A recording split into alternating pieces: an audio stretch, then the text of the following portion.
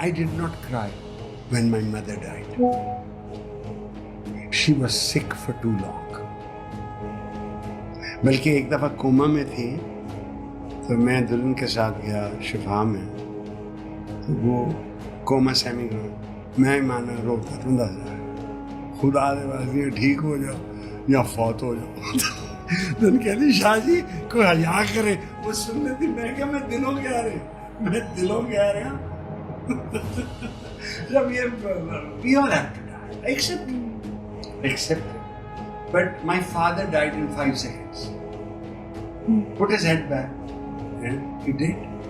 What a way to go. अस्सलाम वालेकुम दोस्तों, आज मैं एक वीडियो देख रहा था। नईम बुखारी साहब जो वकील हैं, लाहौर के हैं, उन्होंने आज एक इंटरव्यू में एक बात की है कि यार मेरी माँ जब मरी है तो मैं बड़ा खुश हुआ और बड़े हंस हंस के बोल रहे थे और मैं उनके लिए दुआ मांग रहा था कि या अल्लाह मेरी माँ को ठीक कर दे या वो उसे दुनिया से उठा ले।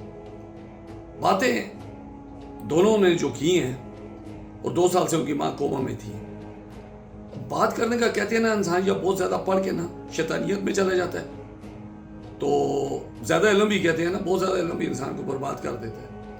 समझ बहुत ज़्यादा इल्म भी नहीं हासिल करना, ये इल्म वाले लोग हैं और इन्हें बात करने की तमीज़ नहीं है। अपने माँ बाप के बारे में इंसान कैसे बोलता है। अगर माँ मुश्किल में थी, तू अपनी माँ के लिए दिल में ये दुआ करता है, मेरे मालिक मेरी माँ के लिए आसानी पैदा कर दे, मेरी माँ को अपनी तरफ बुला ले, मेरी माँ बहुत मुश्किल में है। उसमें हंसने की कोई बात नहीं होती, उस माँ ने तुझे पैदा किया है, 9 महीने अपने पेट में रखा है। लेकिन ये तालीम है, ये कहते हैं ना तालीम भी अल्लाह दे, वो कहते हैं दौलत भी दे, साथ उस दौलत को यूज करने का तरीका भी दे, इस्तेमाल का तरीका भी दे। ये कैसे खर्च कर दिए दुनिया में, इसका किसी को फायदा होगा? ये अल्लाह की आजमाइश होती है। जब आपके माँ बाप बीमार होते हैं उसके बाद बच्चों की आजमाइश शुरू हो जाती है कि आप अपने माँ बाप को आपने कैसे ट्रीट करना है। जब आप पैदा हुए थे आपके माँ बाप ने आपको कैसे बड़ा किया है,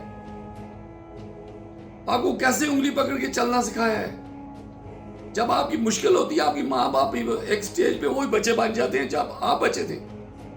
उस वक्त वही बच्चे आपको उसी तरह से उन्हें ट्रीट करना होता है। अगर वो बहुत मुसीबत में, आप ठीक है, आप उनके लिए दुआ मांगे, अल्लाह इनकी आसानी पैदा कर दे, अल्लाह इनकी मुश्किलें आसान कर दे। उसका बात करने का तरीका होता है, उसमें मुस्कुराहट या हंसी नहीं होती। अपने माँ बाप के साथ मजाक नहीं किया जाता। अल्लाह आपको हिदायत दे, मैं तो आपके लिए दुआ मांग सकता हूँ। समझिए ना मेरी बात। इस तरह नहीं कहा जाता कि मेरे वालिद साहब 5 मिनट में फौत हो गए, मेरी वालदा मुश्किल से फौत हुई, मैं बड़ा खुश था, मैं ऐसे ये लफ्ज़ अच्छा नहीं है।